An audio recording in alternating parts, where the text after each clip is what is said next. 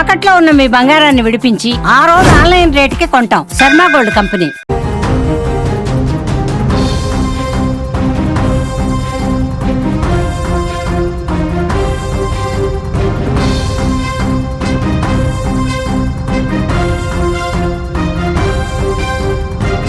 భారతదేశం పైన పాకిస్తాన్ కంటే ముందుగానే విషం చిమ్ముతున్న టర్కీని మనం క్షమిద్దామా?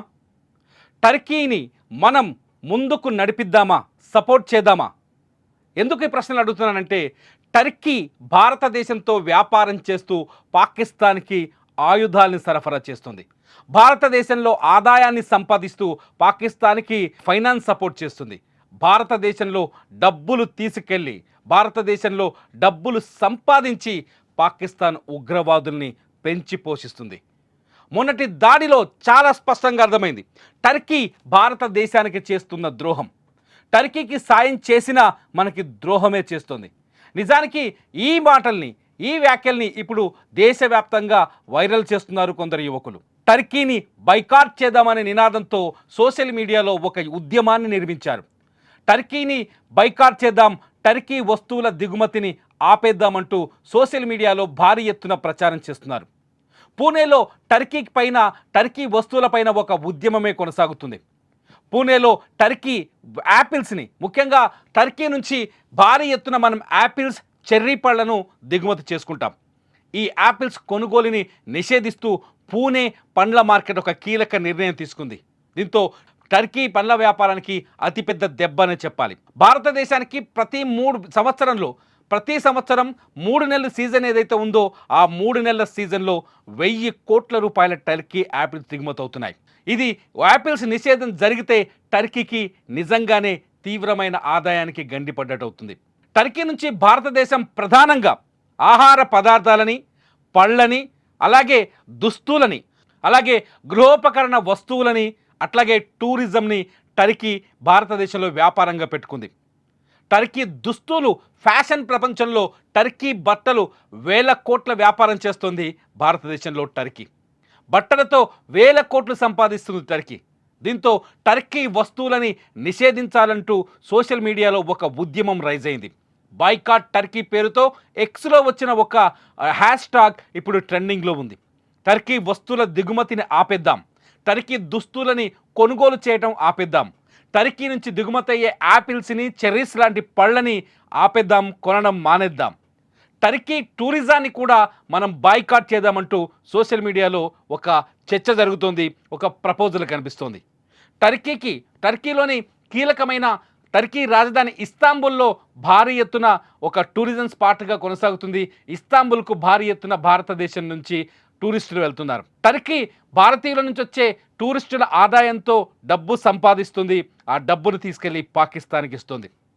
సో టర్కీ టూరిజాన్ని వెంటనే నిషేధించాలనే డిమాండ్ కూడా ఇప్పుడు తెరపైకి వచ్చింది.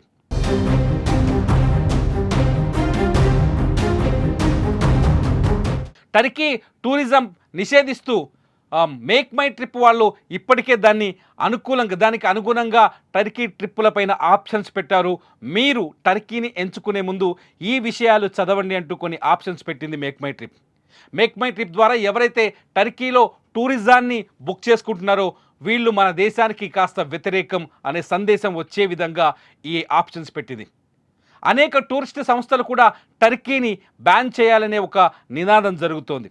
గతంలో మాల్దీవ్స్ పైన ఎలాంటి విప్లవం వచ్చిందో ఇప్పుడు టర్కీ టూరిజం పైన అటువంటి విప్లవమే రావాలని కోరుకుంటున్నారు భారతీయులు.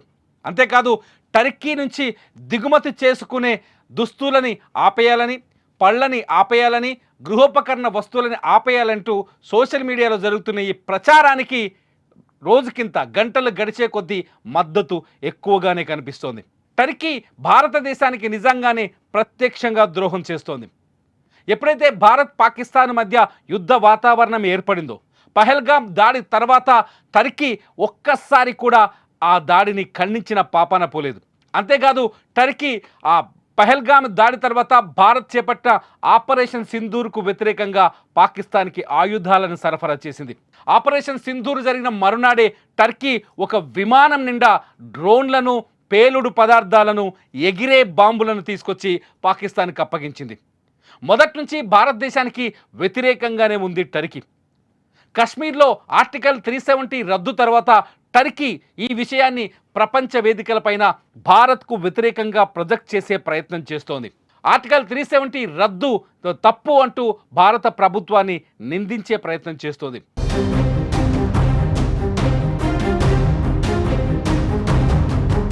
కశ్మీర్ ఎప్పటికైనా పాకిస్తాన్దే అంటూ ప్రపంచ వేదికలపైన ప్రసంగాలు చేస్తున్నారు టర్కీ అధ్యక్షుడు. టర్కీ మొదటి నుంచి భారత్కి వ్యతిరేకమైనప్పటికీ టర్కీకి భూకంపం వచ్చినప్పుడు 2023లో భారత ప్రధాని మోదీ సాయం చేశారు. ఆ సాయాన్ని మర్చిపోయి కూడా ఇవాళ టర్కీ భారతదేశానికి ద్రోహం చేస్తోంది. టర్కీతో పాటు భారత్లో అజర్బైజాన్ పైన కూడా వ్యతిరేకత కనిపిస్తోంది. అజర్బైజాన్ కూడా అద్భుతమైన టూరిస్టు ఏరియా. అజర్బైజాన్ కూడా టూరిస్టులు ఆగిపోవాలంటూ భారతదేశంలో ఎక్స్ వేదికగా ఒక ఉద్యమాన్ని నడిపిస్తున్నారు కొందరు వ్యక్తులు. బైకాట్ టర్కీ పేరుతో, బైకాట్ అజర్బైజాన్ పేరుతో హ్యాష్ ట్యాగ్స్ క్రియేట్ చేసి ట్రెండింగ్ చేస్తున్నారు. అజర్బైజాన్ యుద్ధంలో కూడా టర్కీ అజర్బైజాన్కి మద్దతుగా నిలబడింది. అజర్బైజాన్ అర్మేనియా యుద్ధంలో పాకిస్తాన్ అజర్బైజాన్కి మద్దతుగా నిలబడింది. అజర్బైజాన్ అర్మేనియా యుద్ధంలో అజర్బైజాన్కి టర్కీ ఉచితంగా పేలుడు పదార్థాలు, ఉచితంగా యుద్ధ సామాగ్రిని సరఫరా చేసింది. టర్కీ చేస్తున్న ఈ ద్రోహానికి నిరసనగా దేశవ్యాప్తంగా ప్రజలు ట్విట్టర్లో, సోషల్ మీడియా వేదికలో తమ అభిప్రాయాలు పంచుకుంటున్నారు. సైనికులు సరిహద్దులో ఉండి భారతదేశం కోసం పోరాటం చేస్తుంటే పౌరులుగా టర్కీకి వ్యతిరేకంగా పోరాటం చేయాల్సిన అవసరం మనకుంది అంటూ యువత షేర్ చేస్తున్నారు సోషల్ మీడియాలో తమ అభిప్రాయాల్ని.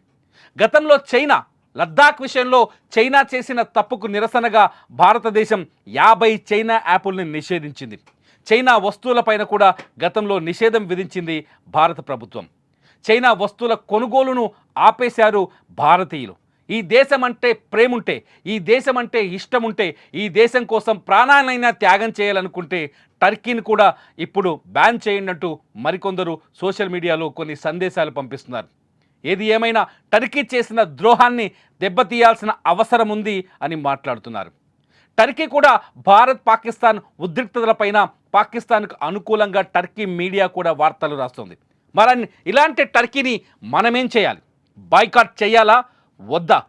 మనకు ద్రోహం చేస్తున్న టర్కీని ఇంకా సమర్థించాలా? మన దగ్గర వ్యాపారం చేసి డబ్బు సంపాదించి పాకిస్తాన్కి ఆర్థిక సాయం చేస్తున్న టర్కీని క్షమించాలా? నిజమైన భారతీయుడిగా మీరు స్పందించండి. టర్కీని ఏం చేయాలో మీ అభిప్రాయాల్ని ఈ వీడియో కింద రాయండి. మీ అభిప్రాయాలు సరైనవైతే నేను మరో వీడియో చేస్తా. చూస్తూనే ఉండండి సుమన్ టీవీ.